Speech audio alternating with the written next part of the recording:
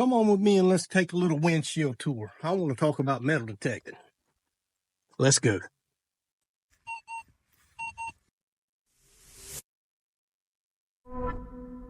So this little part right here, it used to be a church. Parsonage was on this lot. Lot right here on the corner, behind these stores. If I pan this way a little bit, right there where the camera's facing, there was a house there in the 30s. Found that on the on historic aerials. I'm going to pan around. This lot also had two houses on it. So what happened was I was over here on this lot detecting one day, and there was a fellow over here. They had just cut some trees that were on this lot, and he came walking over and just started talking to me about metal detecting. Towards the end of the conversation, he said, "Hey, we own that those two stores over there, and if you ever want to come over and do this lot behind it, have at it." So there you go. Just by talking to somebody, I got that permission. And this particular lot, I found some cool stuff. I found a silver earring, several wheat pennies. I found a silver Roosevelt.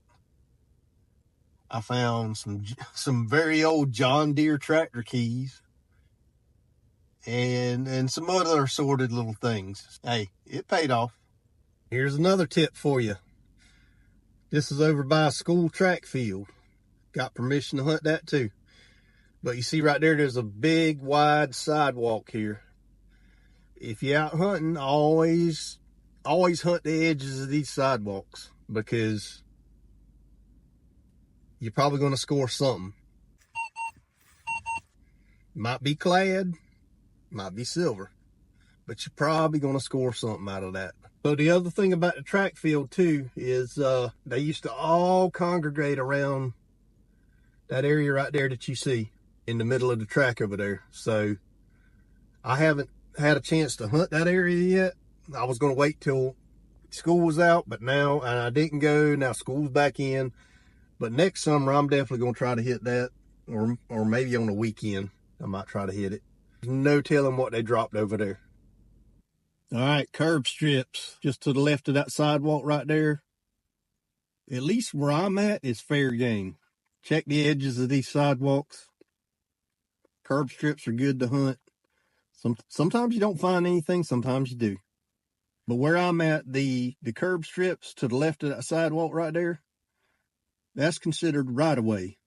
It's owned either by the town or the state or the county. And where I am, you can hunt it. So that's the football field over there.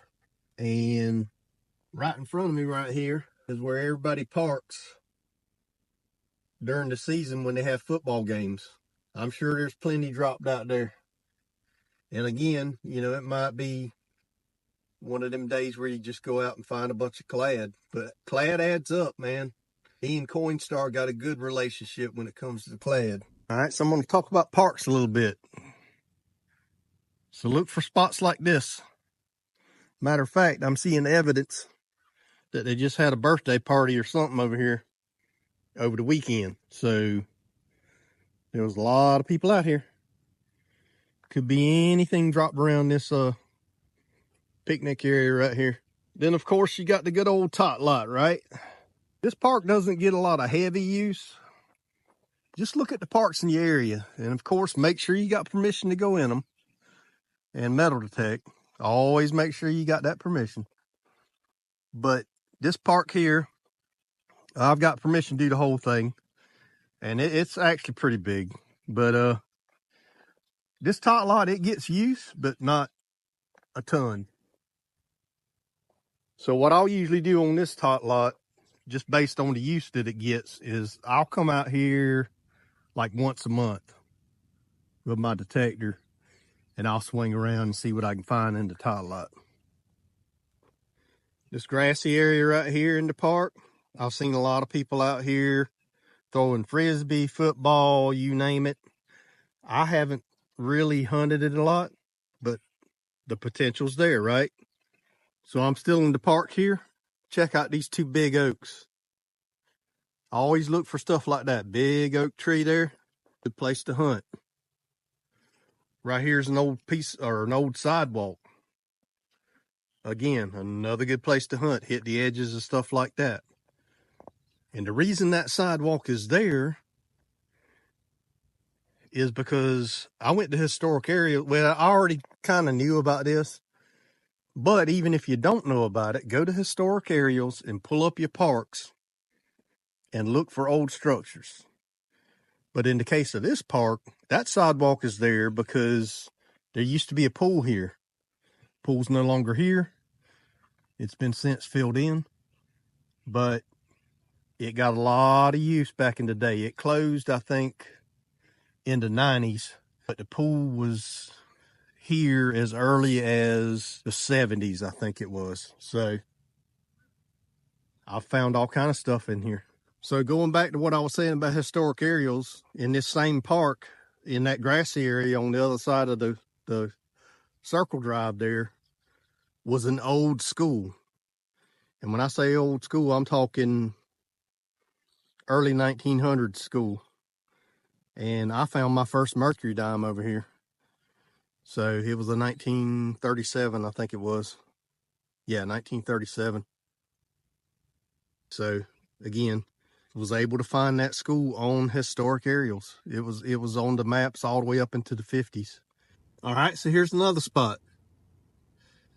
And I got permission to hunt this, and can't stress enough, always make sure you got permission, okay? But over here behind these tennis courts, there's 3 of them here, was a very old church back in the late 1800s, early 1900s. So again, research.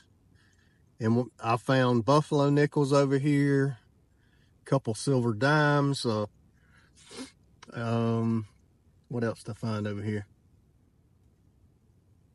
Found an old Tootsie Toy car, which I thought was pretty cool. And way towards the back, I found some really old shotgun head stamps, which a lot of people don't like to dig them, but I always try to date them. I always look them up and see how old they are. And those dated back to the late 1800s, early 1900s. So this is an old spot. Just got to get out there and swing and find it, you know. Just as a side note, when it comes to the parks and that tennis court that I just talked about, or behind the tennis court property, even if there's not any history there, when you look it up on historic areas, people still drop coins, jewelry, all that stuff. They drop a lot of trash too, but stuff still gets dropped. So it's probably going to be worth searching. So this is how it is sometimes. You see that house right there? Don't have permission to hunt it yet, but look at it. Now this old house was torn down last year. Now that old house that back there that I just passed, it's torn down. I've been trying to get permission to do that one for a little bit now, and I finally got it. So there'll be a video at some point of me doing that house. That's a really old one. Really old can be relative, depending on where you're at, okay? Now, where I'm at, there's some really, really old history, and then there's old history, and then there's, I think, really old. But when I say really old, I'm talking early 1900s, and because let's face it, it is. Early 1900s is really old. So that house back there was probably, I'm guessing 1910, 1920. So there should be some good stuff there. Hey, if they dropped nickels, or if they dropped dimes and quarters, they was probably silver. Unless they got dropped, after the silver went away. But so that's a good spot. I'm gonna hunt it. Hey, if you haven't done it yet, be sure to check the description for the link below to my free coin finder list. Just go to that link, enter 0 in the amount, and you'll get it absolutely free. It's a list that I made to help people identify coins. The list goes all the way from the 1700s all the way up to modern day. And it's got pictures of the obverse side and the reverse side of the coins on it to help you identify them. And you can also track your coins. It's an Excel spreadsheet and a PDF file. So be sure to check that out. Go grab it. Seriously. All right, so I hope you got something out of that video just now, and please do me a favor and watch this one next.